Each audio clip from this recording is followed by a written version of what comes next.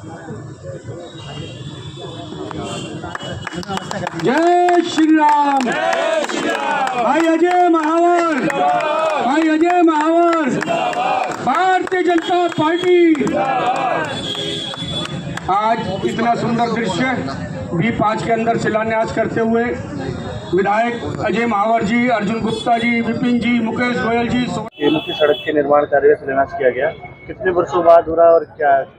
देखिए, पिछले ये 12-13 वर्ष पहले बनी थी सड़क, इसकी हालत ख़राब है। RWA के प्रेसिडेंट सौरभ गुप्ता जी और हमारे शशिकांत जी, हमारी वंदना सचदेवा जी, ये सब लोग आए थे मेरे पास। विनोद जोशी जी भी आए थे। ये सब आकर के इन्होंने काफ़ी दिन से, पिछले टेन्योर में ही कहा था इन्होंने, तब मैंने कहा था कि मेरे पास इस वक्त फंड बिल्कुल समाप्त हो गया है और अगले योजना में मैं आपको ज़रूर इस सड़क को लूँगा, जो कि दोनों मुख्य मार्ग को जोड़ती है, डिपो वाली रोड को और ये मेन मार्ग जो भी यमुना विहार का है, तो दोनों को जोड़ने वाला ये मुख्य मार्ग है और B5 मार्केट के बराबर में है, इसलिए इसमें ट्रैफिक काफ़ी रहता है। तो इसको हमने 60 दिन की टाइमलाइन दी है। 60 डेज़ में ये 43 लाख की लागत से बनकर तैयार होगा।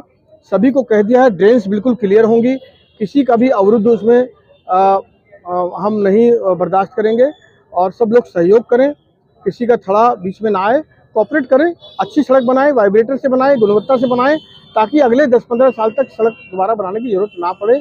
यही निर्देश मैंने अधिकारियों को दिया है। मैं आज B5 यमुना विहार सहित पूरे B ब्लॉक वासियों को इसके लिए बधाई देता हूं।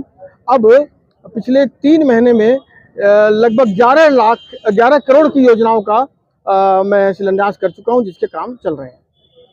सर, एक बार मेरे पुराने शब्द हैं कि हम जब से सरकार आई है हमारे विधायक जी ने जिस प्रकार से काम किया है, कोई ऐसा वीक नहीं होता जिसमें कोई उद्घाटन नहीं होता। और बड़े बड़े एक साथ 25-25, 40-40 जो है वो गलियों के उद्घाटन हुए हैं। ये मुख्य मार्ग है और इसकी डिमांड थी कई दिनों से। पिछली बार बजट में नहीं हो पाया था, जैसा उन्होंने बताया था, आते ही बजट सबसे पहले उन्होंने इस काम को किया है।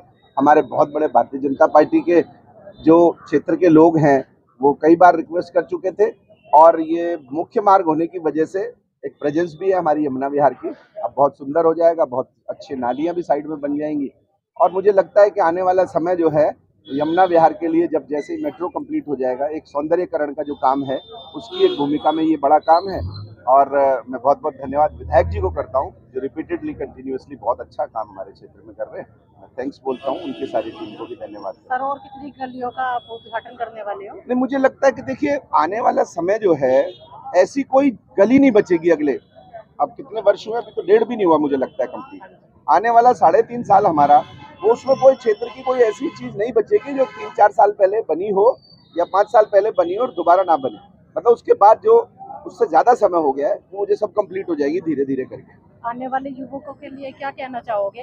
देखिए, आने वाले युवकों के लिए यही है, जैन जी की बात कर रहे हैं, जैन अल्फा की बात कर रहे हैं, जो जिनके सामने मोदी ने काम नहीं किए हैं, उनसे पहले वाली सरकारों का काम उन्होंने नहीं देखा है।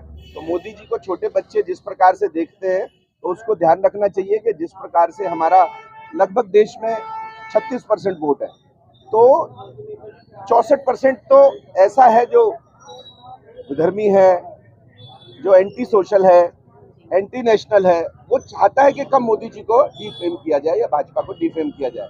इसलिए हम उनसे रिक्वेस्ट करते हैं, युवा आगे बढ़े, भाजपा के साथ आए और मोदी जी का हाथ मजबूत करें, ताकि 2047 तक आपको विकसित भारत मिले।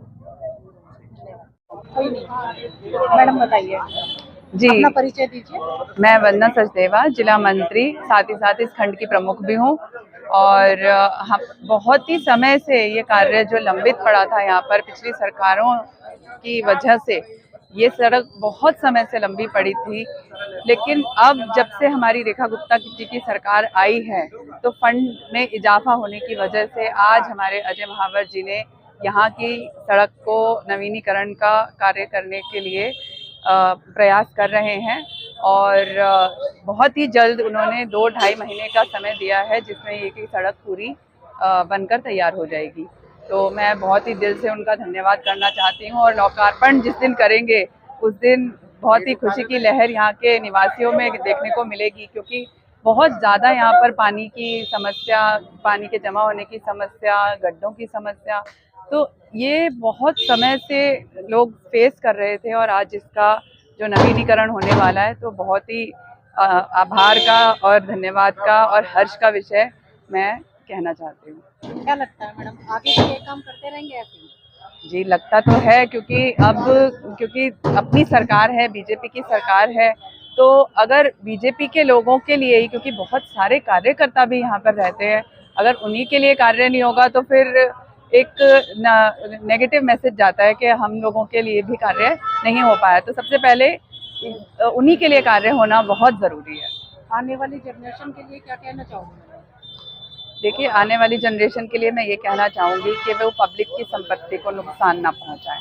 वो अननेसेसरी के धरना प्रदर्शनों के चक्कर में, भद्दी भद्दी गालियों वाले प्रदर्शनों के चक्कर में और किसी के बहकावे में आकर जो जनता की संपत्ति को नुकसान पहुंचा रहे हैं, और जिससे कि देश के वासियों का, उनके अपने लोगों का ही कितना नुकसान हो रहा है, और अपने जो भावनात्मक स्तर पर जो नुकसान हो रहा है उसका तो कोई मोल ही नहीं है, जो नेगेटिविटी उनके अंदर पहुंच रही है। तो मैं सबसे एक यही संदेश देना चाहूँगी।